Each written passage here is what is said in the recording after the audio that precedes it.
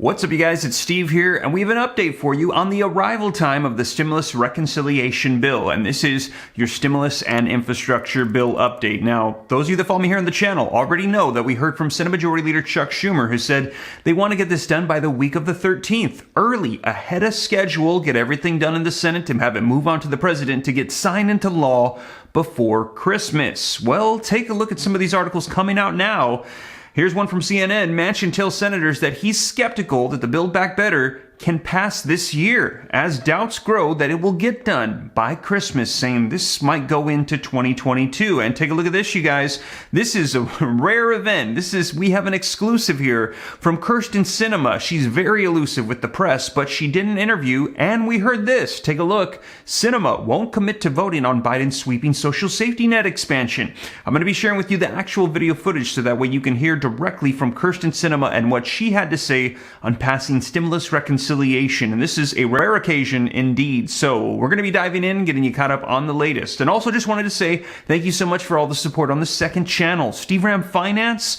Over 1,000 subscribers already. Really excited about launching that here closer to the end of the year. If you're interested in growing wealth or learning about personal finance, consider joining. I'll pin a comment down below. Click the link, go subscribe, and turn on notifications. I think it's going to help out a lot of people in learning about personal finance. Also, you guys, don't forget, we're going to dive right in and smash the like button for the YouTube algorithm. Helps out the channel, just lets them know that you appreciate the content. Thank you so much. I appreciate it. Also, leave your comments, share this out. If this is your first time here, hit the subscribe button and turn on the notification bell to stay up to date, totally free. I'll keep you up to date on everything that's going on, and you can be a part of the viewing community, what we like to call the Ram Fam. And if you got any specific questions for me, I'm easy to get a hold of directly. All you got to do is shoot me a DM on Instagram at SteveRam3. By far, the best way to get a hold of me. But with that being said, let's go ahead and dive right into this potential update that we're hearing on the arrival time of stimulus reconciliation. All right, guys, so we're going to be taking a look at the interview from Kyrsten Sinema here in just a second. But first, let's take a look at this article that came out almost exactly at midnight last night on what Joe Manchin had to say about not getting this done this year. Take a look, you guys. Manchin tells senators that he's skeptical that the Build Back Better bill can pass this year as doubts grow that it'll get done by Christmas. Now, the article says Democratic Senator Joe Manchin is casting skepticism in conversations with senators that the Build Back Better bill can pass the Senate this year, potentially delivering a blow to Senate Majority Leader Chuck Schumer's push to get the bill approved by Christmas, according to two sources familiar with the West Virginia senator's remarks. Now, Manchin still has a number of concerns, namely that the budget gimmicks hide the true cost of the bill, and he's pushing to ensure it costs no more than $1.75 trillion. But he also is seeking to pare down the bill, which passed the House last month, in a number of other areas as well, including the following. Listen, these are the areas he has concerns about: paid family leave, a methane fee on emissions from energy producers, and Medicare expansion on covered hearing costs. And he's seeking to do changes to some of the provisions in the tax title of the bill, one of the sources said. Now, all of that means major changes would need to be made to the bill, followed by a cost analysis from the CBO, a review by the Senate parliamentarian, which is also raising doubts that all of this could be accomplished in time and passed by Christmas, as Schumer had hoped for. Now, one Democratic source pegged the likelihood of this bill passing this year at a 20 to 25%, saying he has a lot of concerns, referring to Joe Manchin. Now, asked about private comments to senators, Manchin told CNN on Thursday, yesterday night, that the timing of the vote depends on when the Senate parliamentarian rules on what parts of the bill comply with the chamber's strict rules. Now, debt and inflation are a big concern for me, West Virginia Democratic Senator Joe Manchin said. Basically, we should pay for what we're doing. Manchin said on Thursday that if Schumer tries to force him to make a decision by putting the bill on the floor, he said, I wouldn't have any idea how I'm going to vote until I walk in.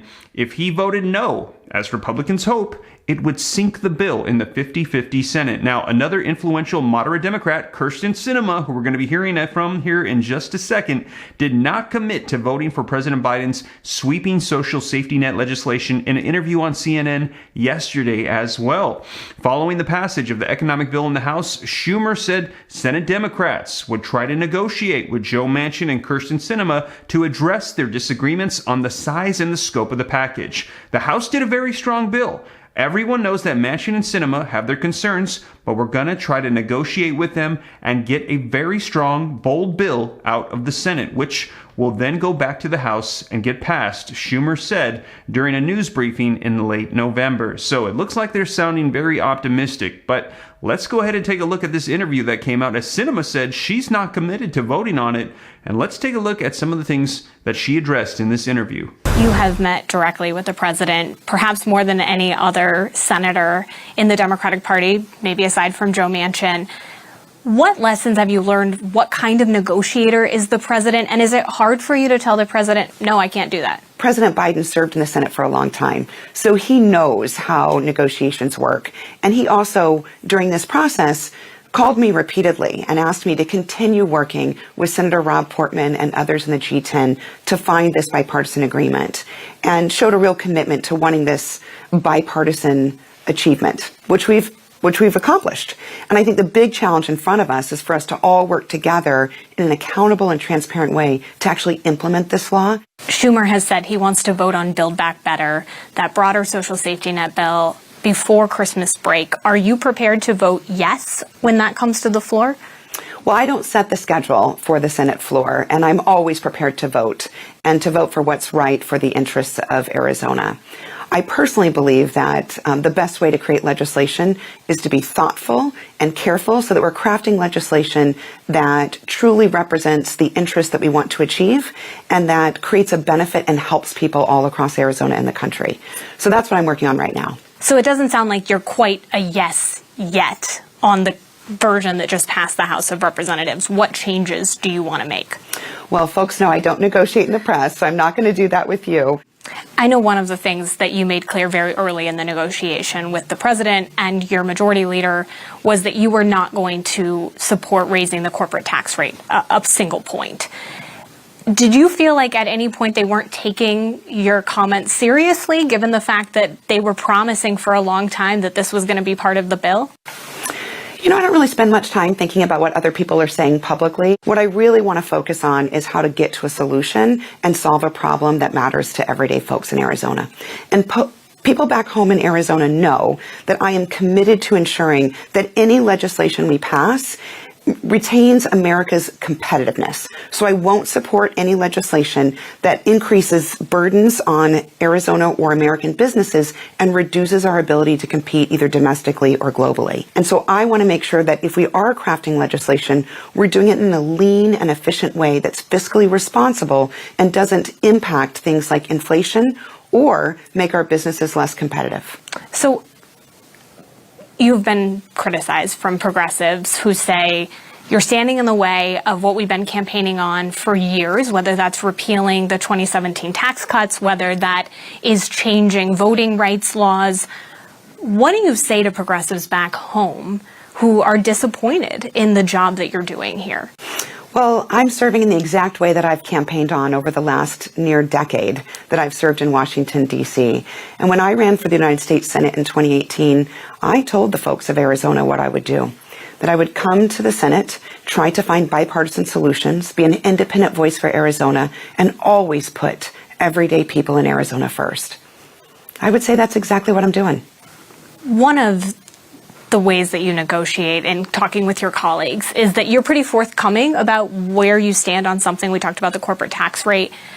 Why do you think it is that your leadership sometimes overpromises? Do you think that that's a problem for voters and for the Democratic Party? I can only speak for myself, but what I can say is this.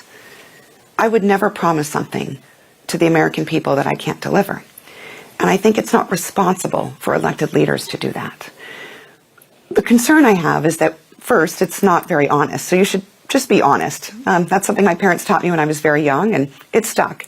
Some of your colleagues, some of them progressives, think that you're kind of an enigma, that they're not sure where you stand on any one issue while you're in the middle of a negotiation. Do you think that that's a fair criticism of you? I think I'm very direct, and I am very upfront when I talk to folks about what I believe in, what I can support, and what I can't support. So I think there are some people who just don't like what they're hearing, and maybe they use other terms to describe it. But folks in Arizona know that I've always been a straight shooter and always will be. Would you be willing to vote with Democrats to hold up the president's mandates? Well, I'm not going to tell you those things. What I will do, though, is make sure that I'm voting in the interests of Arizonans. Now, folks back in Arizona know that I'm a strong supporter of this vaccine. I encourage all Arizonans to also get vaccinated so that we can return to the lives that we love and be able to share those important moments of both joy and sorrow with our family members. Well, there you have it, you guys. Let me know your thoughts in the comments down below. It is a rare thing to see these interviews from Kyrsten Sinema, as she normally avoids the press. And we heard her say she wasn't going to negotiate with the interviewer. We also heard her say that she didn't like that leadership over promises. Let me know, do you agree with her that they make all these promises and then they don't step up and fulfill it? She said she's very transparent. Let me know your thoughts on that. A lot of interesting content out of that interview. And you guys, let me know your thoughts. Do you think they're going to get this done before Christmas? Now, as you know, stimulus reconciliation passed the House, $1.75 trillion roughly, moving on to have stimulus provisions included. But in the Senate, Kyrsten Sinema and Joe Manchin are taking a look right now, and they're saying they're going to need to negotiate. The provisions included, the overall price tag, the pay-fors, making sure this doesn't add to debt and inflation and hurt our economy further. And we heard her say she is interested in how this is going to be helping out Arizonans, her state. So you guys, let me know your thoughts. Are we going to get this done, or is this going to go into 2022? Now, whatever unfolds, as you know, here in the channel, I will keep you guys up to date so that way you know what's going on. And as always, you guys, thank you so much for joining me. If you made it this far and you haven't already, don't forget, take a quick second to just smash the like button. Helps out with the YouTube algorithm. Also, consider joining the second channel to learn about growing wealth and personal finance, Steve Ram Finance. And also, if you got any specific questions for me, I'm easy to get a hold of. All you got to do is shoot me a DM on Instagram at SteveRam3. And if you want to stay up to date on everything, remember to hit that subscribe button and turn on that notification bell. Totally free to come join the Ram fam. But with that being said, you guys, hope this reaches you well. I'll catch you in the next video. Take care. God bless. This is Steve.